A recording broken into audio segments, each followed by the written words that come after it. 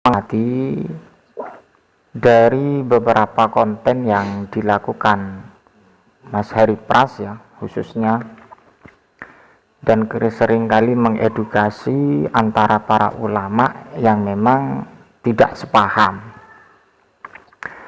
Ketika para ulama tidak sepaham, saya prinsip pribadi itu hal yang wajar. Karena apa? Karena untuk kita menilai istinbatul hukmi atau istidlalul hukmi tergantung situasi dan sudut pandang masing-masing. Tapi ketika ada narasi-narasi yang berupa tuduhan dan kemudian klaim, ketika wujudul ikhtilaf, kan tidak pantas untuk mengklaim apalagi mengolok-olok dari orang-orang yang tidak sepaham ini. Yang saya menjadi PR bagi saya sendiri.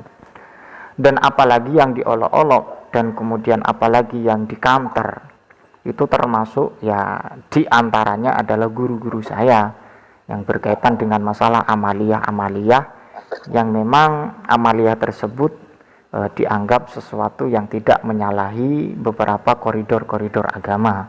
Ini yang saya menjadi titik beratkan bagi mereka, khususnya dari Heri Pras.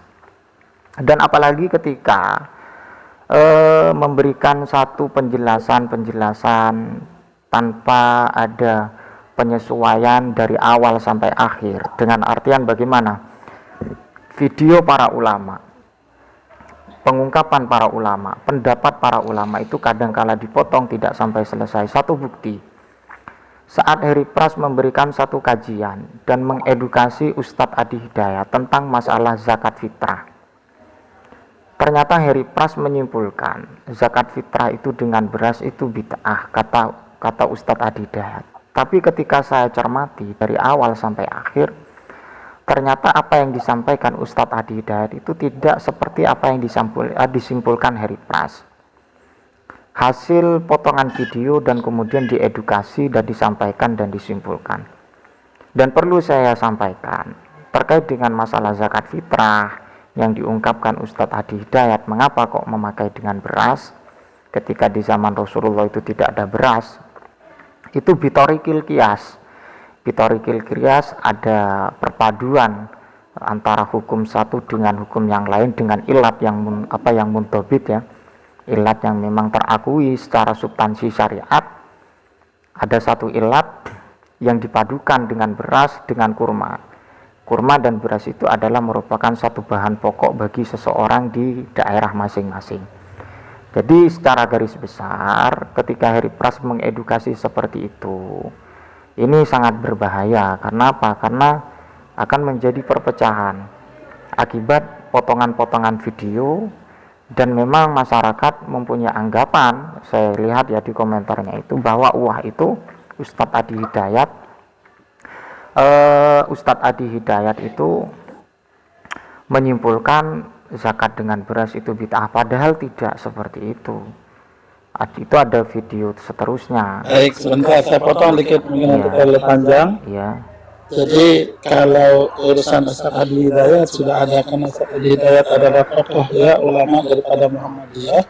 Ya. Jadi baik Kokam di Muhammadiyah, alhamdulillah teman saya Panglima Kokam Malang itu kebanyakan tidak ada yang mempermasalahkan hal itu karena mereka sudah paham ya. Itu ranah ilmiah ya. Pembahasan ilmiah termasuk daripada para ulama-ulama yang ada di Muhammadiyah.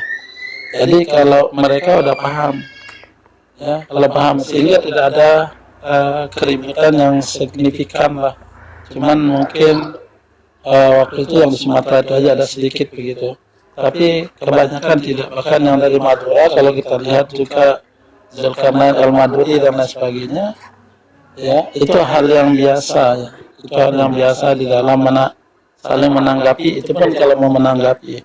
Cuma tadi itu saya memberitahukan beberapa jalur ya. Beberapa jalur sehingga tidak terjadi keributan ya, tidak terjadi keributan di masyarakat itu ada jalur masing-masing. Dan alhamdulillah beberapa kiai itu sebenarnya sudah menerapkan hal itu ya, misal Kiai Said Agil Al-Munawar ya, kemudian dulu Mustafa Ali Yaakob, pembesar saja tuh, Kiai Maimun Zubair dan lain sebagainya ya. Jadi pembesar Kiai tidak ada yang apa istilahnya itu baperan lah terhadap anak-anak kecil begitu. Jadi biarkanlah mereka itu bertumbuh dan dianggap sebagai ancaman dan bahaya. Iya. Ketika dianggap sebagai ancaman dan bahaya, kemudian semua daripada para santri pun ikut turun gunung semuanya, itulah membuat kegaduhan gitu. Jadi sebenarnya ya sebagaimana prinsip itu manut kiai aja, ya lihat aja kiai besar sudah ada, MUI sudah ada. Kalau nggak ngomong apa-apa, ya udah. Kalau santri lanjutkan belajar gitu aja. Ada satu pertanyaan kepada saudara-saudara yang di sini juga. Kira-kira menurut saudara kami yang ada di sini terkait dengan apa yang sering kali dilakukan Heri Pras itu, menurut poron jenengan niku pripun? Apakah memang ada dukungan ataupun tidak ada dukungan? Kalau memang tidak ada dukungan hal yang seperti itu, dan bagaimana untuk solusinya seperti itu?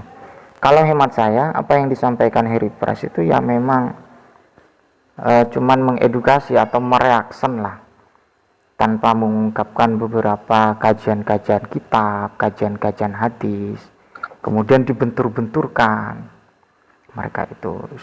Jujur saya sendiri itu juga jujur saya sendiri itu juga penikmat YouTube ya, seringkali membalas dengan video karena saya juga konten kreator ya, bukan orang yang mumpuni ilmunya, tapi demi sedikit saya memahami dari beberapa konteks yang ditawarkan oleh Heri Pras. Menurut pandangan saya kok kurang elok ya.